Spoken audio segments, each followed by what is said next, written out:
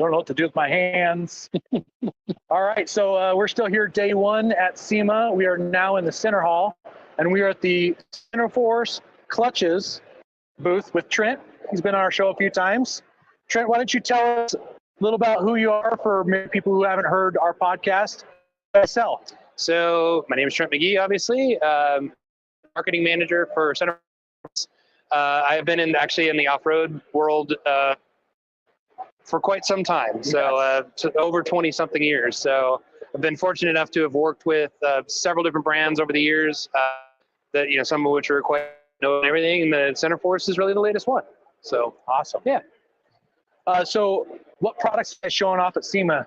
So we've got lots of car stuff here and everything. On the truck side of things, probably our biggest thing is our Jeep JL kit. We talked about that a little bit on your podcast. Yeah. But it's a complete replacement clutch assembly. So the JLs have from the factory, and we basically had to start over from scratch. That includes a new flywheel.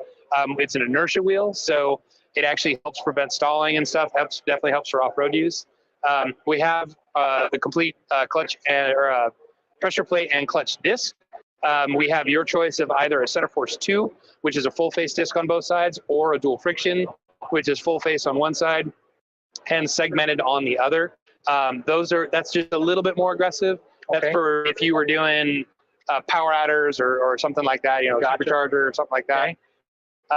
Generally speaking, if it's a day weaker sort of a thing, Centerforce 2 is the way to go. But then the other thing is we also offer a hydraulics package for the JL. And I don't know how much time you've spent with a JL, but the clutch pedal doesn't really feel like it's attached to anything, any real feel to it. And so while we were setting about fixing other problems with JL kit, we figured we might help that as well. So we have it two different ways. We have an external system. So it's a bolt-on deal, replaces the factory hydraulics. It just restores a lot of pedal feel. But then the thing we have is we actually have an internal package now too. So the only disadvantage with the external package is that it still retains some of the problematic wear items that are in the JL. So throwout bearing, which kind of likes to wear out and rattle and make noise. And then the clutch pivot ball also likes to wear. And so basically the system eliminates those. Actually, we were even able to do a little bit better on the pedal feel with the internal version. So we really kind of got it both ways. For me personally, it was a real struggle to sell like the internal part because, at the end of the day, if there's a failure, if it's outside the bell housing, well, you just replace it and it's no big deal. Yeah. On the internal, it's a little bit different story. The whole thing has to come out. So fortunately, we're using a proven bearing.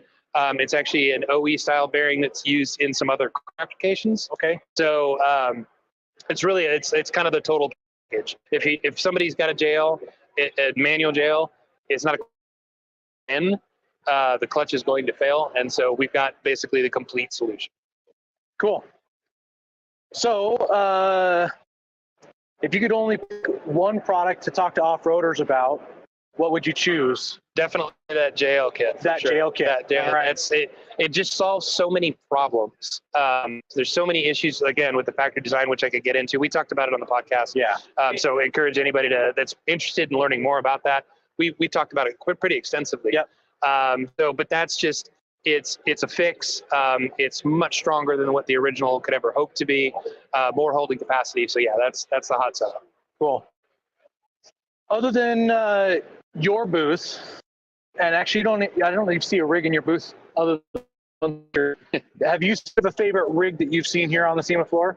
Honestly, the dirty little secret with running or being in the show and stuff is I honestly haven't gotten to walk around very much. Yeah. So other than if it's parked between here and the Mario, there's a chance I've seen it. If not, nothing really jumps out at me. I'll have to circle back on that one. Gotcha. All right.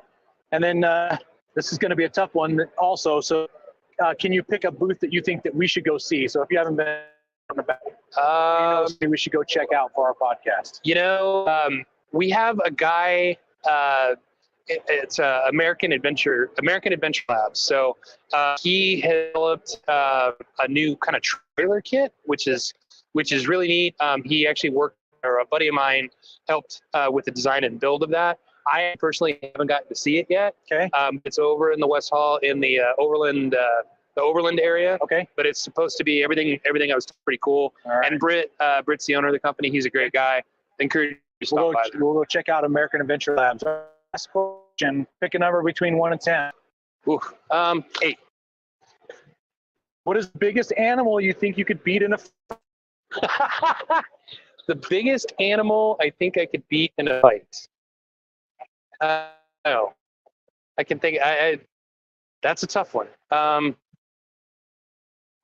Maybe maybe like an antelope or something like that. I'm not a very big guy, so I'm gonna go conservative on that. All right, that's a good one, an antelope. Right on. Well, thank you, Trent, for meeting with us and taking time out of your day and talking to us about clutches and especially the JL one. Thanks so much for coming by. I really appreciate it. Yeah, good.